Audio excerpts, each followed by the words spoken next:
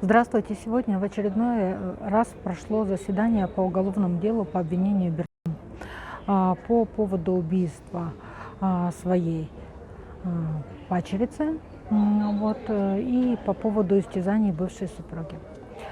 Сегодня был допрошен сотрудник милиции, следователь, который в последний принимал постановление об отказе возбуждения уголовного дела по угрозам убийству и здоровью Маргарите, то есть маме убитой девочки, ее семье, то есть ее матери, сестре, дочери. И следователь в очередной раз сегодня, то есть сегодня у нас уже не первый раз мы допрашиваем сотрудников милиции, у нас было допрошено несколько человек, каждый из них в той или иной мере принимал участие в судьбе Маргариты. К сожалению, все они принимали очень пассивное участие, то есть только принимали ее заявление, начиная с августа 2024 года и по октябрь 2024 года. Маргарита неоднократно обращалась в милицию за помощью по факту угроз, истязаний и так далее, представляла видеодоказательства, то есть камеры, флешки с записями, как он ее прослушивает, просматривает. Но все наши сотрудники милиции, в том числе и сегодняшние, не усмотрели никакого состава преступления, не оказали никакой помощи. То есть каждый из них ограничился тем, что допросил Маргариту. И на этом, в общем-то, все следственные мероприятия каждый из них завершил. Ни осмотра места происшествия, ни допроса свидетелей, ни допроса родственников Маргариты, ни допроса самого они не проводили. То есть им было достаточно ее заявления, чтобы отказать в возбуждении уголовного дела.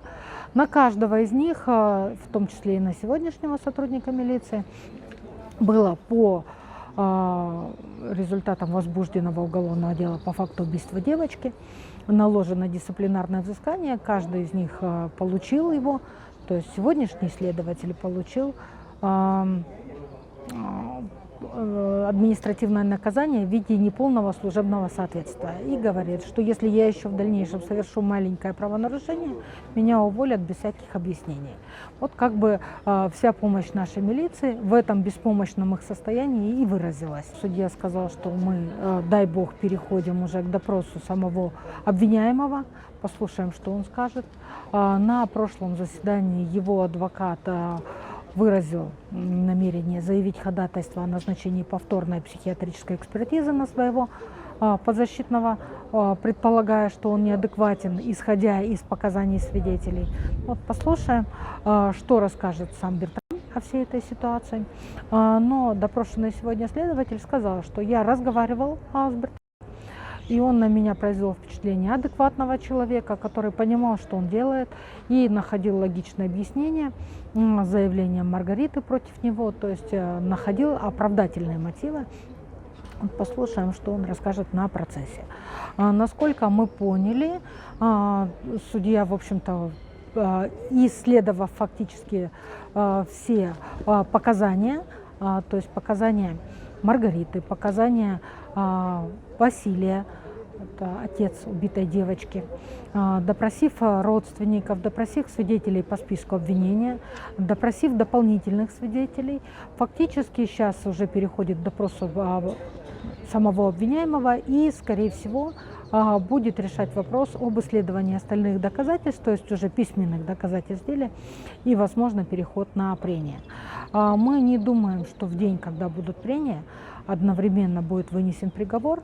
Ну, во всяком случае, если у нас процесс отложен на 18-е, и у нас допрос будет только самого Бертрама, вряд ли мы успеем получить приговор. Хотя все ждут, все устали от этой ситуации.